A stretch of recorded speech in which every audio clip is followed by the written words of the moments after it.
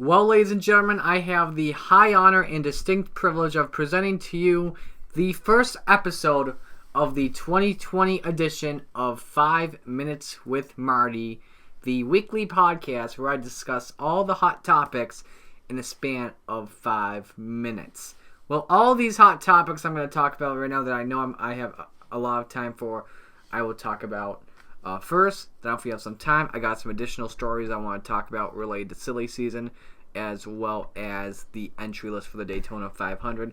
I want to get into that as well on Thursday. So, without further ado, 5 minutes, my friends, is about to go on the clock. Let me load it up right here. And it starts now. So yesterday, if you all watched my video, which I see a lot of you people did, I talked about why the 2021 Hall of Fame class could be one of the most controversial classes with Dale Jr. related into it. Well, today, NASCAR in a press release announced changes to how the inductions ceremony will happen for the 2021 class. That's where it's going to start in. So inductees will be reduced from 5 to 3 per year. It will be 2 ballots or 2 inductees for the modern and 1 inductee for the pioneer side. So there's going to be 10 nominees, down from 20 for the modern era. The same nomination committee will determine those 10. And then there's an honor committee, a brand new one, which is composed of Living Hall of Famers, the Landmark Award, and Squire Hall Award winners. They'll provide 5 nominees for the Pioneer ballot. Voting panel, they'll vote on May 20th. Now, how will each class be determined? So the modern era is from 1961 through today. You stay on the ballot for up to 10 years. If you're on the modern ballot at 10 years or after, you are eligible for the Pioneer ballot. There's also some crew chief changes as well into the ballot. In addition to the 10-year requirement to be nominated for an inductee position, you must be retired as well for 2 years. So that's the big story right now on the NASCAR Hall of Fame. Some esports news as well. Coca-Cola, this is one of the biggest esports sponsorships in eNASCAR yet. NASCAR and iRacing, they're continuing their esports series partnership for the 11th year.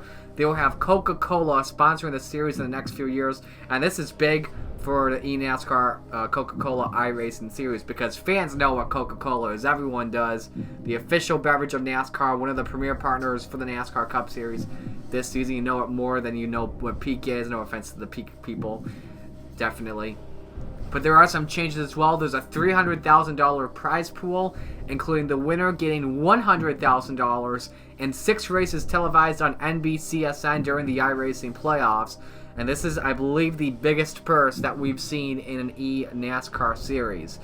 Tim Clark, the senior VP for NASCAR, said that there was a big surge in the audience and growth in the eNASCAR platforms, especially in the iRacing series last season. I watched it last year, especially the season finale at the Homestead Miami Speedway with Zach Novak had a thrilling battle to win the championship there. So that was really cool to see that eNASCAR and iRacing gained some more expansion. And also a potential rumor or potential new iRacing track, I should say, in the next build. Now, I don't have iRacing, but I do have NR 2003. The tweet came from Steve Myers, who's the executive vice president at iRacing. He posted a pic of what is the Coca-Cola Super Speedway that was in Sandbox from NR 2003. It sounds like they're going to put it in the next DLC version for iRacing, or the next update for iRacing, I should say, for tracks with the Coca-Cola sponsorship. And so it looks like it will be converted. So that's a pretty big thing as well. Big for gamers on all sides. Old school gamers like me who still play NR 2003 and the new school gamers who play iRacing, even though I don't have iRacing yet. 90 seconds to go. Let's talk about the next gen car. NASCAR has unveiled a tentative test schedule for the next few months. These will come, the first few months will be after race weekend. So we have Auto Club March 1st through the 2nd, Atlanta March 15th through the 16th, Bristol April 5th through the 6th, and Dover May 3rd through the 4th. We'll also have tests on Charlotte June 2nd through 3rd and Las Vegas July 14th through the 15th. NASCAR plans to start team tests later on in the year, so we'll see not just one driver out with the next gen car, we'll see multiple drivers, but a lot of this will be happening in the Charlotte area, specifically on the Roval. First team test August 25th at the Charlotte Roval. Second team test Charlotte Roval September 8th. The other tests, there's going to be some at the Charlotte Oval as well. There's also one at Texas September 22nd through the 23rd. Vegas November 17th through the 18th. The final test December 15th through 16th at the Phoenix Raceway as they head into 2021. Before the 5 minutes are up, the 2020 Daytona entry list has been released for the Cup Series. 43 teams are entered, so 3 teams will not go home. Tomorrow, what I want to do when we go, when I do my daily motorsports video, I want to talk about those guys that have a chance to make it into the 500 that are non-charters and who could be seen going home. An update, by the way, James Davidson had a deal to run Daytona. The deal was it was with Rick Ware Racing, but the team had denied it.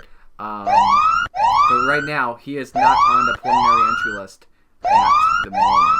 So the 5 minutes are up on the first version of 5 Minutes with Marty for 2020. Remember, daily motorsports content throughout this week and all of next week until we head into the Daytona 500. And I am excited for the rest of Speedweeks. Remember, if you guys do enjoy what I do on the channel and all my motorsports content as well, make sure you become a patron on my Patreon. Plans start just $1 a month, and you'll get amazing rewards from it. If you guys enjoy the video, leave a like, comment, subscribe. I'm Marty. I'll talk to you guys tomorrow, and until then, and until then, peace out.